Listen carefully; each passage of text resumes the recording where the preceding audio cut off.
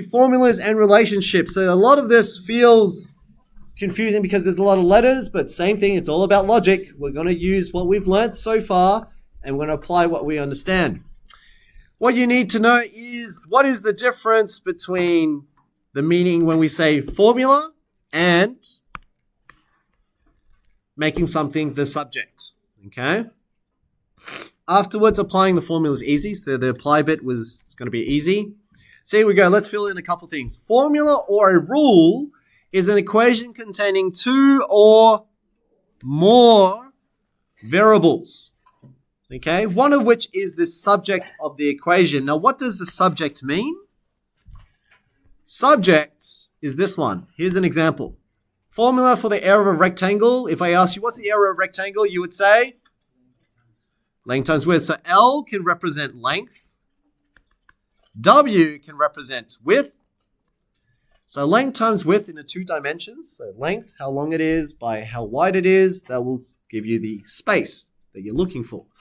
Area, notice A is by itself. This is called the subject. So when they say make A the subject, what they're trying to say is let A be the main focus that you're trying to solve. So A is by itself. That's what it means. So when you say make A the subject, it means make sure that just A is by itself and solving for that equation. That's what it means. Okay? So this is subject, write that in. So copy this bit here. So the subject where the arrow should be, that's to remind you when anything, if the question ever asks you to make it the subject, it means reorganize the equation so it's by itself. Length times width. Notice that there are two pronumerals, so two or more variables. Together, this creates a formula. Okay, so A equals L times W. That is a formula where it contains a subject and it contains two or more variables. So, subject of an equation is a variable or pronumeral that occurs by itself on one side of the equation. What are some examples? I wrote 4 different examples that you will see over the course of your junior mathematics. Y equals mx plus c are those who have been doing well in algebra, and I've taught you a bit of linear equations or straight lines. You would have seen y equals mx plus c. But what is the subject in this equation here? What's the subject? Yes, Will? Gradient in a graph. No. What? Ask what is the subject. This is what I'm teaching today. When I say what is the subject of this equation, it is what? Y. Y is the subject. Y is the subject. It's the letter or variable that occurs by itself on the side of the equation. Let's look at the next one. This is a typical formula for what? V equals A times H. Anyone know what that represents? Volume. Very good, Colleen. This represents volume, area, which is cross-sectional area by your third dimension. But what is the subject for this volume formula here? V. Very good. So V is the subject. What's this formula? Where have you seen P equals 2L plus 2W? What is this formula for? Perimeter. This is the perimeter formula. And then what is the subject in this case? P. Very good. And E equals MC squared. The subject here must be E. Very good. When we say the subject, it literally is the focus of one variable on one side. That's what it means. Okay? All right, so just on the side, for those who don't know what each of these are, this is the linear formula. This is the volume formula. This is the perimeter of a rectangle. And then I'm not really sure what this is, but I think it's to do with energy.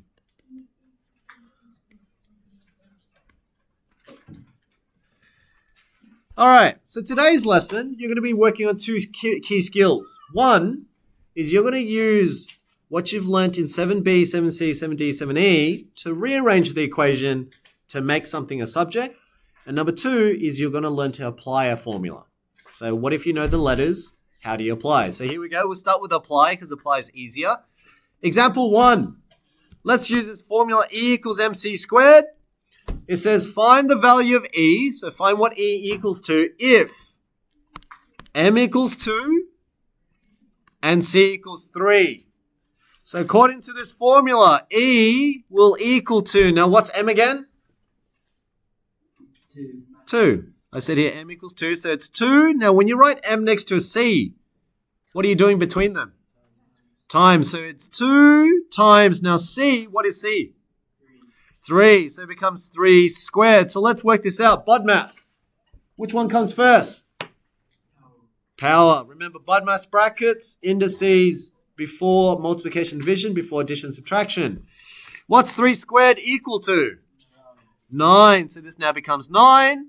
And 2 times 9 gives you 18. So E equals 18. So all you did here was we said, what is M? M is 2. C is 3. But remember, between the 2 letters is a times. So I just wrote 2 times 3 squared. We're just replacing the letter with a number. And that gives you the value of E. That's called applying. So first part of your exercise in 7G is to apply the formula by substituting the letters with a number. Okay? Next one to copy. Your second skill, and this is where it might be a bit tricky for some of you, so I want you to copy this down. The second one is called rearranging. Now you've done some solving and balancing the equation. You're just not used to rearranging a formula. So let's start off with this one. I've got A equals P plus 8. What is the subject in this equation at the moment? A is the subject. This is the subject.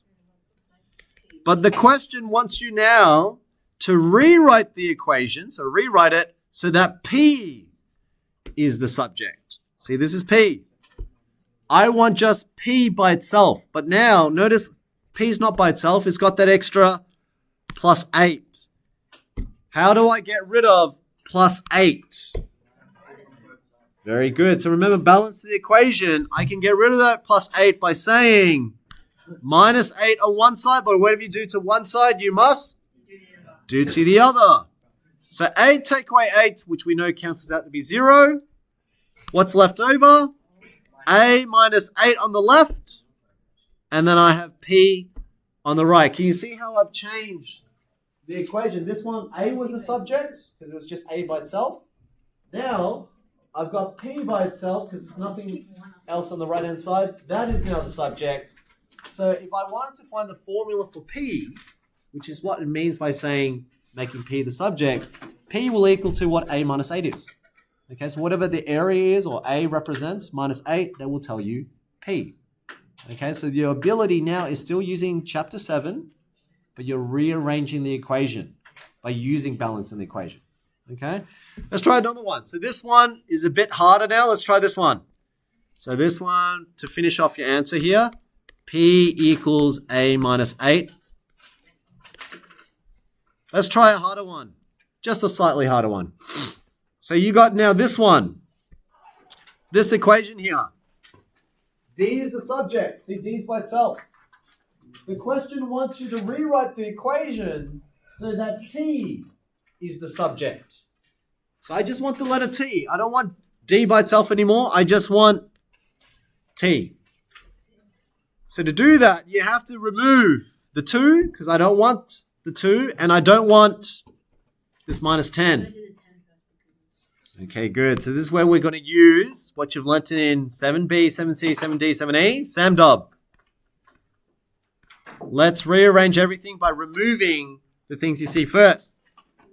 S and A means remove anything you see that's addition or subtraction first. Do I have an addition or subtraction? Yes. Yes, I do. I've got a minus 10. So how do you get rid of minus 10? The opposite of that is? Or whatever you do to one side, so I plus 10 on both sides. Negative 10 plus 10 is 0. Cancels out. Now you've got D plus 10 on the left is equal to 2T. But what does 2 next to t actually mean again? 2 times t. 2 times t. So I've got, that's a times 2. And so now we're on to the next stage. No addition, subtraction. We'll look for multiplication, division. There's a times 2 here. Opposite of times 2, you guys already just said. Divide 2. So divide the right by 2. Whatever you do to one side, do the other side by 2. 2 divided by 2 cancels out to be 1. That's why you end up with 1 times t is 1t, or just t. And on the right left-hand side, you've got d plus 10 over 2. You can leave your answer like that, or another way you can do it as well, you can split the fraction up. Remember, they share the same denominator, so you can write it as d over 2 plus 10 over 2. What's nice about splitting it up? Well, we can simplify 10 divided by 2. What's 10 divided by 2? 5. So your formula now is d divided by 2, so half of d, plus 5 will give you t. This is now the subject. So this is as hard as it'll get if they do give this to you, but most likely they won't give you this type of a problem. Okay, can you please copy that down? So that's the skill that's the hardest, where you have to rearrange, but we're still using the same skills you've done so far. It's just that it's more letters.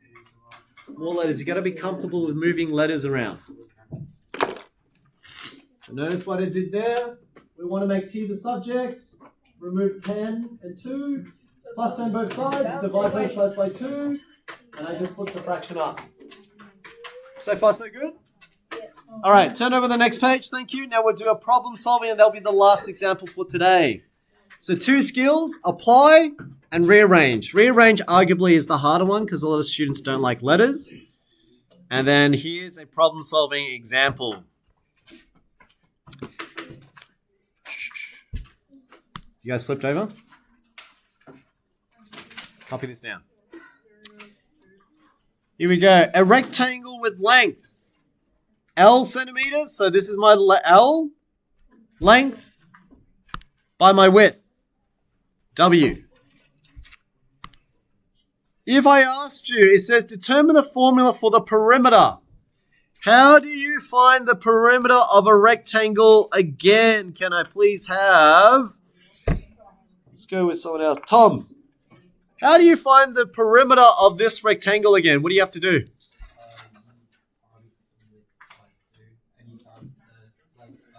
Very good. So why do we times by 2? Because you got 2 W's and you got 2 L's there. So if you add them all together, it ends up being W plus L plus L. That's how you find the perimeter. Perimeter is adding all the sides together, right? But just like what Tom said, W plus W is the same thing as saying 2 times W. And then why do you twice the length? Because L plus L is 2 times length. This will give you the perimeter. Let's call it P. So if you put it all together, it's P equals 2W plus 2L. You've got a formula now where P is the subject. That's question A done. Let's have a look at question B. So question B is now to apply. Okay, so to apply your understanding. Find the perimeter. So find P if L equals 7 and W equals 4. Here we go. Let's put this in. Mateo, are you copying it down or are you playing games? What work are you doing? Because each lesson you're telling me you're doing work and you're on your laptop. What work are you doing? 7B. Because that's what I mean. Each session you say you're doing work, but you're also behind as well. You're doing 7B now. So by the end of the session, you're going to have more of 7B done. Is that right? I'll be checking. All right. Here we go. Next one. L equals 7 and W equals 4. Here we go. Perimeter is equal to 2 times W plus 2 times the length. The question's already told you. Length is 7. W equals 4. So here we go. 2 times, what's my W? L is 7. What's W? W is 4 right there. So 2 times 4 plus 2 times 7. 2 times 4 is 8. 2 times 7 is 14. And 8 plus 14? Beautiful. So the perimeter, if we knew what the length of the rectangle is and we knew what the width is, applying the formula, well, you could have done it yourself. 7 plus 7 plus 4 plus 4. It just would have taken longer to get there, right? Now we know the perimeter is 22. Now this last question is where you have to do problem solving. What if you want to know the length, but all you have is just the perimeter? Okay, so you got the perimeter and you've got a width. So think about the problem. You've got a rectangle. You don't know what the length is. You know the width is 3. And you know the total perimeter is 40. Let's write out the formula again. P equals 2 times L plus 2 times the width. Perimeter is currently 40, so you know the total perimeter has to be 40. You don't know what the length is, but you know W is 3, so 2 times 3 there. You get 40 is equal to 2 times the length plus 2 times 3, which is 6. This is now exercise 7b. Let's solve it. Exercise 7b. Let's see how many of you have been practicing 7b. Solving this equation, we're going to use SAMDUB again. Let's go. Which one do I get rid of first? Can I please have Hauschwan? Plus sign, very good. This is a plus 6. What is the opposite of plus 6, Ashwin?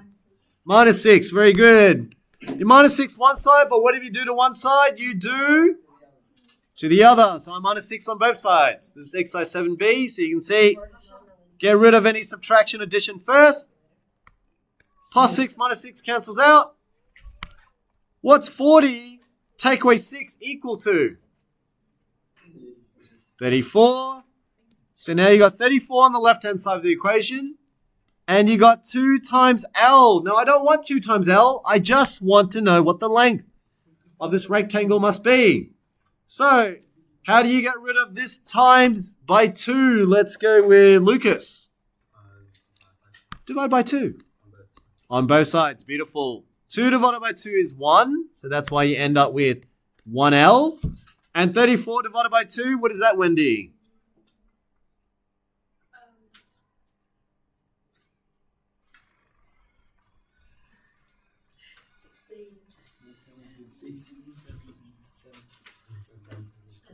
17 is correct. Half of 34 is 17.